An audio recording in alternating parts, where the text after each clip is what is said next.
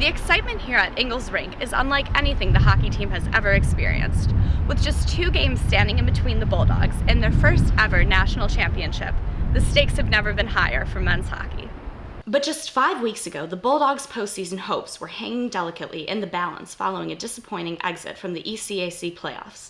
During the regular season, Yale had put itself in a good position to make the NCAA tournament after going 16, 10, and 3.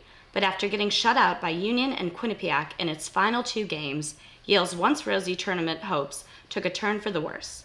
Suddenly, Yale's future depended on a Notre Dame win over Michigan in the CCHA championship game. It's kind of unbelievable, actually. I was sitting in the Bass library working on a paper, and I just kept on hitting update. And then finally, when it came, Rob actually came out of nowhere and grabbed me from behind. It was like going to the regionals, and I was like, I didn't know what to say right then. I didn't know what it meant, but it's pretty unbelievable.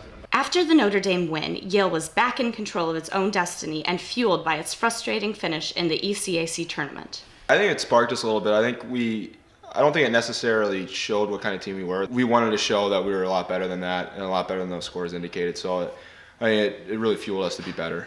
The Bulldogs were in, but nobody gave them much of a chance. Yale was placed in the same region as Minnesota and North Dakota, 2 of college hockey's most talented teams. Any teams would have been a huge challenge, but obviously those 2 programs are, have a ton of history behind them, and so they were 2 great teams with a ton of high-profile players. Yale traveled to Grand Rapids, Michigan to take on Minnesota, the number 2 team in the nation, in its first-round game. The Elis stunned the college hockey world when Jesse Root scored just 9 seconds into overtime to give the Bulldogs a 3-2 victory and send them to the regional final for the 3rd time in 4 years. Well, I was trying to win the face-off, and I lost it, but Ken did a great job. He tracked down their D and forced them to make a turnover. And made a great pass, came around the net, and passed it right through the goalie. And I had an empty net, so I just tried to put it home. But the Bulldogs' momentum did not carry over to the quarterfinal matchup. Yale headed into the first intermission facing a 1-0 deficit. But Yale, battle-tested after a season filled with close scores, knew that the game was nowhere near finished. We've battled back before, Colgate at the end of the year there.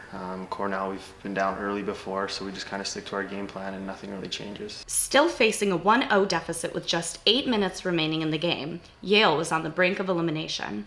But the Bulldogs turned the game on its head by scoring 4 straight goals, with Root tallying the game winner for the 2nd night in a row. It's just great that this is all happening senior year. We had some amazing teams first couple of years here, so it's nice to get over that hump of that, regional final and into the Frozen Four. Coming in as a freshman and be able to experience this for my first year is pretty unbelievable, and I'm just hoping we can take it all the way and win a championship. Having Malcolm in net may have been the key to the Bulldogs' run.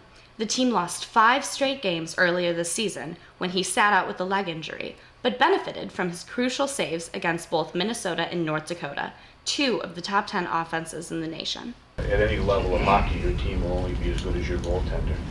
And what Jeff brings, from my perspective, is that he's a hard worker.